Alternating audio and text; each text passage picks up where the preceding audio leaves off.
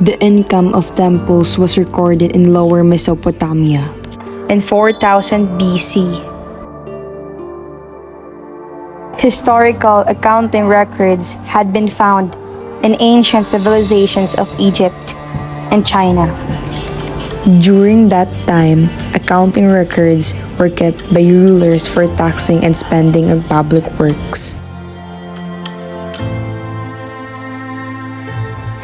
The Phoenicians created an alphabet with accounting so that they were not cheated through trades with ancient Egyptians. In 500 BC, Egyptians carried on with accounting records and even invented the first bead and wire of abacus. 423 BC, the auditing profession was born to double-check storehouses as to what came in and out the door. The reports that were taken by these accountants were given orally, hence the name auditor. Emperor Wang Mang of China instituted the first known income tax at a flat rate of 10% of profits. In 1300 BC, accountants were mentioned in historical records for the first time in the Statute of Westminster, indicating they are considered important. The first requirement for businesses to keep accounting records spread across many of the Italian republics in the 13th century. These records were mainly taken to keep track of the day-to-day transactions and credit accounts with other businesses. In 1327, early books from the commune of Genoa displayed an early form of bookkeeping. The oldest double-entry books entitled Masare, Treasury Officials, Ledgers of Commune of Genoa were written in 1340. In today's accounting system, this is simplified into the T account and expanded into the ledger. In Florence, writing debits over credits accounted for its double entry recording. In today's accounting system, this is similar to preparing journal entries. In 1400, the Italian trading period saw sophisticated accounting systems develop within the banking houses. Double entry bookkeeping was discovered. During this period, there were two prevailing approaches to reporting. These were the Florentine approach or journal entries, which was introduced by Amatino Manucci, and the Venetian approach or ledger postings, which was introduced by Andrea Bargarigo.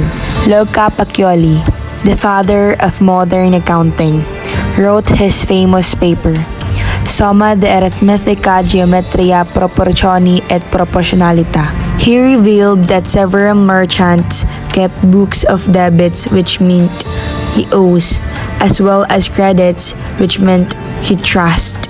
With these records came the primitive income and balance sheet statements.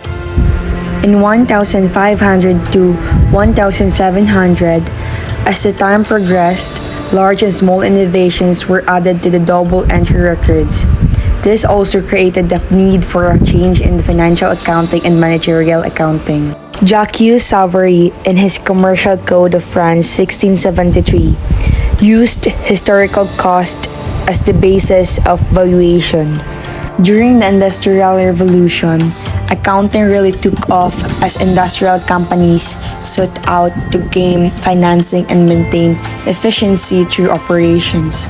Several of the double entry accounting methods was truly developed in this area as there was a focus on business as never before. Shortly after, the first accounting organization was developed in New York in the year 1887. Napoleon Bonaparte, in his Commercial Code 1804 and its Supplement Code of Commerce of France in 1807, asserted that assets must be carried at their market value and not based on historical cost. Eugene Smalenbach utilized price level accounting as the basis of valuation. the first income tax law in the Philippines was enacted. Accounting in the 1920s became more important to reduce the amount of fraud and scandals that were performed in businesses, particularly in the United States of America. In 1923, the first accountancy law, Republic Act number 3105, in the Philippines was passed. This law created the Board of Accountancy, or BOA.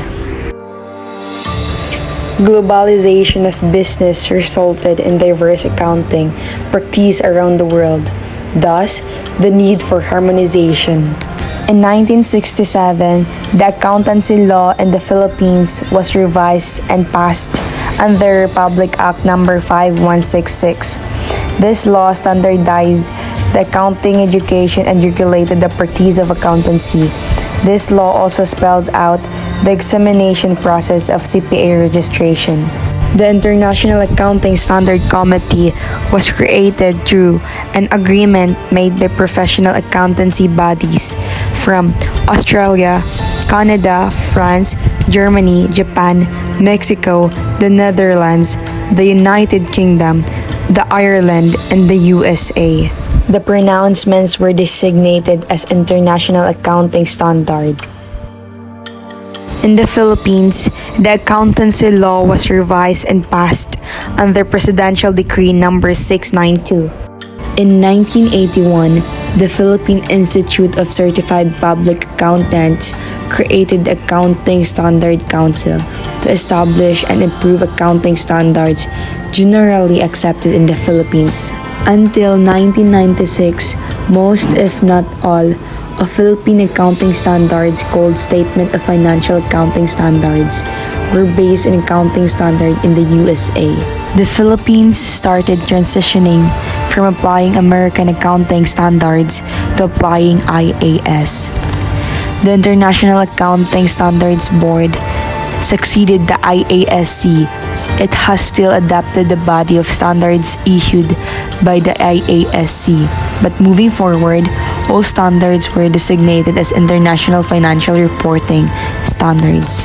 The European Union required all EU-listed companies to adopt IFRS starting 2005. In the Philippines, the Professional Regulation Commission created the Financial Reporting Standard Council. This replaced the ASC and was created to assist the Board of Accountancy to carry out its powers and functions provided under Republic Act number 9298. The Philippine Accountancy Act of 2004, complementing IAS and IFRS, were the Philippine Accounting Standards and Philippine Financial Reporting Standards. Republic Act number 9298, an act regulating the practice of accountancy in the Philippines, repealing for the purpose Presidential Decree number 692, otherwise known as the Revised Accountancy Law, was also passed and enacted this year. The Philippines became fully compliant with IFRS.